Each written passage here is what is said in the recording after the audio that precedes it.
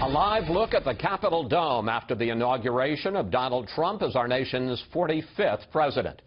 Joining us now to discuss just how much of his agenda Mr. Trump will be able to get through Congress is Senate Majority Leader Mitch McConnell. Senator, welcome back to Fox News Sunday. Glad to be with you, Chris. I want to start with a central theme of the Trump inaugural address. Here it is.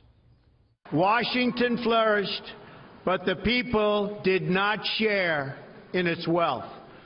Politicians prospered, but the jobs left and the factories closed. The establishment protected itself, but not the citizens of our country. Senator, he's talking about you. Not personally, but no, but let me finish. Washington leaders who he says have done well here but have ignored millions of Americans. How do you work with a president who seems to have such little regard and really some animosity to the Washington establishment? Well, let's look at the election. The so-called establishment in the Congress did very well. We held the House, held the Senate. Republicans had a very good day. And after 8 years of Barack Obama, there are more elected Republicans at every level of government, local, state, and federal, than at any time since the 1920s. So I believe the president is talking about the outgoing Obama administration. You have to have a president who will sign bills that you pass. And the only way to change the country was to get a president who would sign the bills that will be passed by the Republican Congress that the American people continued in last November's election. I discussed the Trump agenda with Reince Priebus. Have you decided in what order you're going to take things up in the Senate? And given how extraordinarily broad and ambitious this agenda is, are you worried at all about overloading the circuits? Well, if you're talking about the Senate, we have this whole area of responsibility the House doesn't have. There are over 1,200 executive branch appointments that have to be confirmed. So we're starting off here after passing the Obamacare repeal resolution, which we did before President Trump took office, trying to get his cabinet nominations in place, and subsequently we'll have a Supreme Court nomination as well. So that's a Senate-only activity. The broader legislative agenda, we have an excellent chance of achieving, repealing and replacing Obamacare in connection with the administration. President Obama implemented a lot of Obamacare himself, so President Trump will be able to undo a lot of it himself.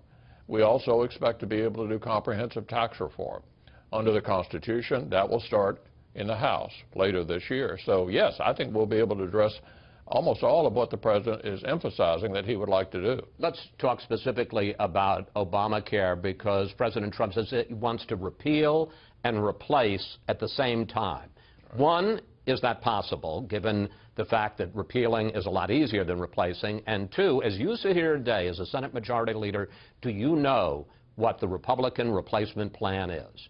We're working in connection with the administration to have an orderly process of repealing Obamacare and replacing it. So let me talk a minute about the status quo.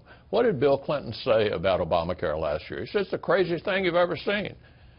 8 out of 10 Americans, Chris, 8 out of 10 want it entirely replaced or dramatically changed. So even if Hillary Clinton had won the election, we'd be revisiting Obamacare. The status quo is not an option.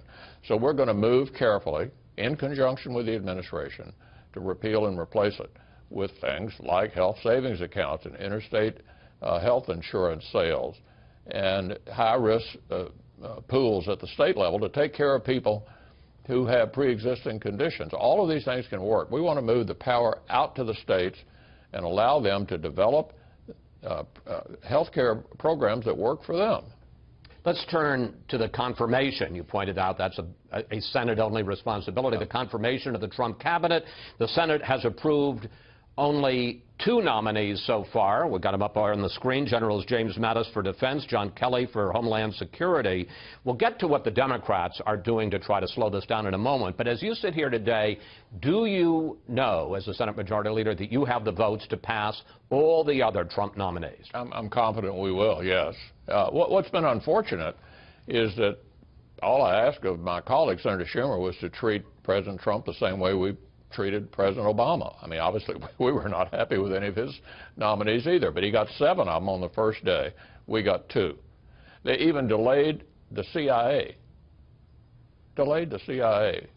Until Monday for some inexplicable reason. But I'm going to get to Schumer in a second, but you believe that you have the votes to confirm all of them once you get it to an actual vote? I believe we'll be able to confirm the president's entire cabinet. There's great enthusiasm. Even Rex Tillerson for state, Yes. who 3 Republicans have expressed reservations. I'm optimistic we'll get every member of the cabinet. Let's talk about Senator Schumer, because he says that he has concerns about 8 nominees, and he says he believes that there needs to be more discussion about them, about ethics questions, about their qualifications. Here he is. The president-elect's cabinet is a swamp cabinet full of billionaires and bankers that have conflicts of interest and ethical lapses as far as the eye can see. What's wrong with his saying that? Selective outrage. Jack Lew, the outgoing Treasury Secretary, had an account in the Cayman Islands. Geithner, who was the Treasury Secretary before him, failed to pay taxes. At that point, Schumer said, well, it was just a mistake. Everybody makes mistakes. So this kind of selective outrage against the kinds of mistakes that people inherently make it strikes me as just another delaying tactic. Senator Schumer even complained about not having enough seats in a hearing room. These are all kind of manufactured reasons, Chris, to slow down the process because they don't want this administration to be treated like other administrations and being given the opportunity to get up and get started. But Senator, weren't you guilty of some selective outrage back in 2009? I want to point out there was a case. Tom Daschle, former Senate Majority Leader, we learned that he had failed to pay back taxes for a car and a driver. There was a big fuss about that. Here is you. Here you are in 2009. It does raise some questions about the vetting process. This is now the second time that we've had a similar incident, first with the nominee for Secretary of the Treasury and now with Senator Daschle. I think the administration ought to take a look at its vetting process. And in the end, they had to withdraw the Daschle nomination. What's the difference between you upset about Daschle and them upset about some of the Trump nominees? For instance, Mick Mulvaney, congressman, who has been named to be the budget director. We now have learned that he failed to pay $15,000 in taxes on his household help. Well, Daschle decided not to go forward. Geithner did go forward, and he had a tax problem as well. I mean, the administration in the end decided not to go forward with Daschle. We don't know whether that would have been a decisive mistake or not. But my point is, you made a fuss in 2009 about Daschle. They're making a fuss about some people today. Look, you can complain about whatever you choose to. Ultimately, though, the administration decides who to submit, and members decide whether these kinds of mistakes that people make from time to time are decisive in determining how they're going to vote. Finally, President Trump says that he wants to name a Supreme Court nominee. He's talked about doing it within 2 weeks. And Senator Schumer has said that they are going to block anyone that they don't like, that they feel is outside the mainstream. As Senate rules now stand, because the nuclear option was extended on a partial level in 2013 by the Democrats, you can confirm lower court judges with just 51 votes, right. A simple majority, not a supermajority of 60 votes.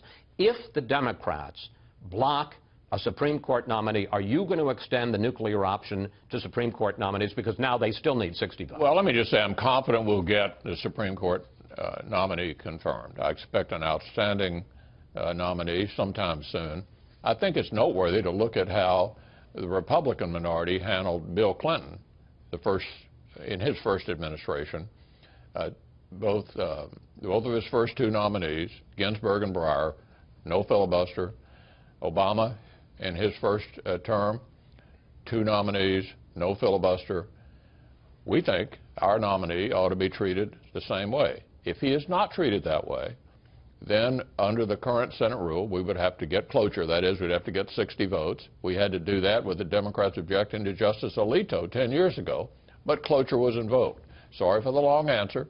I think the short answer is the nominee will be confirmed. But would you consider extending the nuclear option and saying even for Supreme Court justices, just a simple majority. The nominee will be confirmed.